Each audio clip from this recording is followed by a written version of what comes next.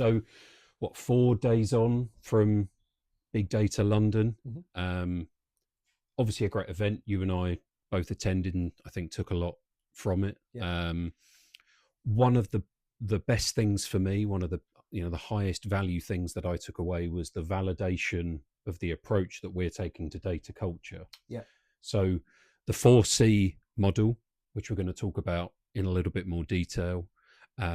I think being able to hear industry experts and people, domain experts in data validate and back up some of our ideas and thinking was really powerful. Yeah, Right. definitely. And as you say, to meet people who are dealing with it day to day in big organizations, like BP Mm, and B&Q, that was fantastic. Something yeah. we've, just, I guess, maybe felt that we were looking at ourselves, but to have that validation was great.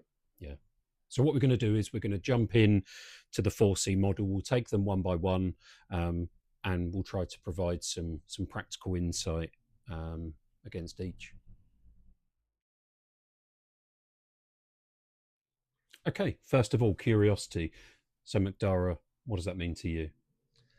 There are a couple of things within that, and just as the kind of foundation, would be having that psychological safety Mm, in the organization where everybody is comfortable to ask questions. So we'll assume that that's a given, which it isn't always, hmm as we know.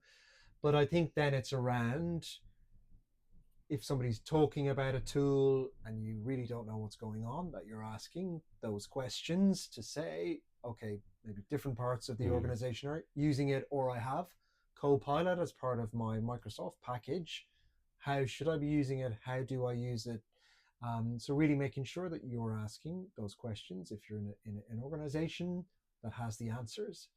If you're in a smaller business, you know, to start thinking, oh, what AI, everybody's talking about AI, how can I use it in our organization?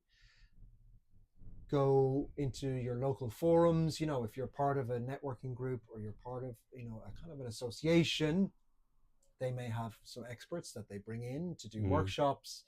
Get online and start playing around with some of these things, see how maybe they're more efficiency gains in terms of admin tasks mm, or whatever it might be. um, it may not be suitable for your business, right? But there will be AI tools that can help you with certain things. mm. So use your curiosity to have a look around and see what might be able to work for you, and just talk to the right people and try and minimize the risk, obviously, so that you're doing suddenly, let's just, implement this huge AI platform for the entire business. As part of like any project, you do it in small chunks and maybe see how that works. Yeah.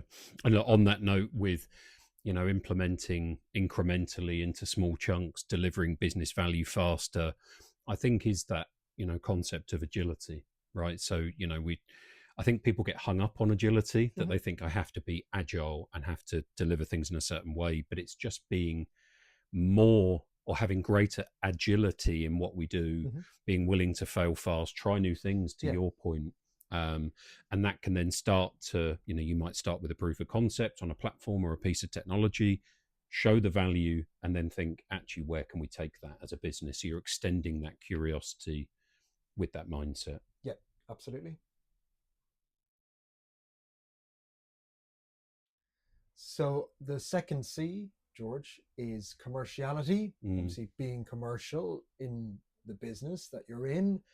For me, this one is about using that lens to understand, is it worth the investment? Do we need this tool?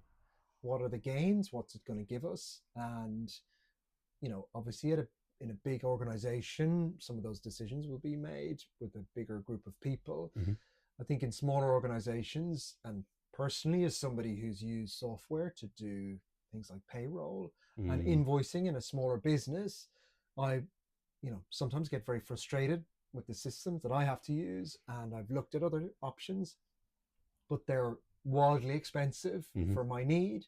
So you need to think about that in terms of, okay, sometimes do we need to suck it up? It's not worth the investment for the maybe slight inefficiencies that it has. Or Are there tools there that you can append, and Yep. use in line with your infrastructure that's quite embedded and works pretty well? Mm. But maybe there are some tools that you could add on. I mean, thinking about exporting data from your old platform into an AI tool that can maybe create dashboards and let you do some analysis and some Mm. cooler things where we're all used to better graphics and better user interfaces. So really thinking through those kind of things about how can we use maybe what we have, how can we enhance, how can we add, and always with that commercial lens around not just chasing. We need to be doing something with Mm. AI because everyone's doing it, and that we're missing the train here, but actually being a bit smarter about it. Yeah, and I think you and I came from an investment banking background, right? And one of the firms we both worked at used to have the mantra "think like an owner," and that was, suggested to us even working in an operational Mm-hmm. function. But really, and I know it sounds cliched, but spend the money or treat the money like it's your own. Mm-hmm. And that mindset, especially when you're investing in technology, you don't want to, leave yourself with bad choices, with technical debt, with things that might end up being an expensive mistake. Yeah. It's having that commercial mindset to be able to think what is the right thing for us to do in support of our vision and our growth. Yeah. 100%. Okay, so creativity. For someone who's worked with data, in data, creativity is probably not something you naturally Yeah. associate with data analytics, AI, but actually I really think this is a key tenet of the 4C model. Mm-hmm. So I think back to someone like Stephen Bartlett will always talk about, the best ideas come to you when you're out and about, when you're walking, when you're trying to think differently. And I think that really applies with stuff like data, right? Yeah. So um, what we would encourage organizations to do is to provide those safe spaces for creativity. Mm-hmm. So I know you and I in the past have worked in environments where, innovation, different ways of thinking are rewarded, are recognized. Yeah.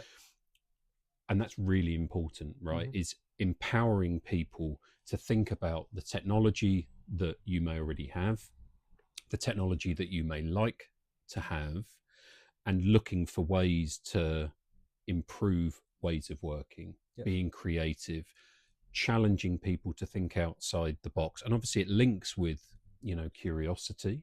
Um, but it's almost creativity is the what, a bit of curiosity is the how. Yeah. And that creativity point can be as simple as, we have the Microsoft suite already in our organization. How can we sweat that further to get business benefits? But it can also be, whilst also keeping commerciality in mind, are there other solutions that if we think about things differently, we could bring into our organization, and having that creativity can help us to achieve business outcomes that we might not even realize that we were able to achieve. Yeah, absolutely. Is there value in that data that's yet untapped, both for your own organization in terms Mm. of analyzing your sales model, your customer business in terms of, revenue, where are your sales happening, where are they not happening, and really trying to drill into that and giving Mm. someone, as you said, time and space to play around with this stuff. You may uncover some nuggets in there that could Mm. be a huge, huge game changer. We're on to number 4, George, which is comfort. So, what does that mean for you in this context? Yeah, so what we mean here is comfort with data, knowledge of data. Um, and I think there's a misconception that, or maybe it's human instinct that, we want to know everything about everything. And certainly when it comes to data, not only is that difficult, it's probably impossible, particularly in large, complex organizations, right? Mm-hmm. So what we often talk about is knowing enough so that you have that ability to know what the data is telling you, where the upstream feeds are, where there might be data quality issues and challenges, but it's not taxing all of the organization to know everything, Mm-hmm. because then it becomes just a game of who knows the most, rather than the right people in the right seats knowing enough so that they can make the usage of data, the optimization of data, more powerful and more effective for the business. Yeah, absolutely. And it's also, the other side of it is that it's trusted data, that the rest of the organization have the comfort that the data owners are on top of it. They know what they're doing, and that when everyone is presented with data, they can trust it and move on. We've been there where that isn't the case. Yep. Everyone's picking holes in it, and you never get past that first hurdle. So having that trust in the data and that comfort is very important as well. Yep. So to recap, George, I won't test you, but we covered the 4C model, and in that we had the 4 Cs, which I'm going to try and remember now myself. But we started with curiosity, and then we talked about commerciality, creativity, and finally comfort. So those are the 4 pillars of our model for this space. Yeah, and look, we hope this episode has been insightful. And if you'd like to explore this more with us, we'd love to have a conversation with anyone.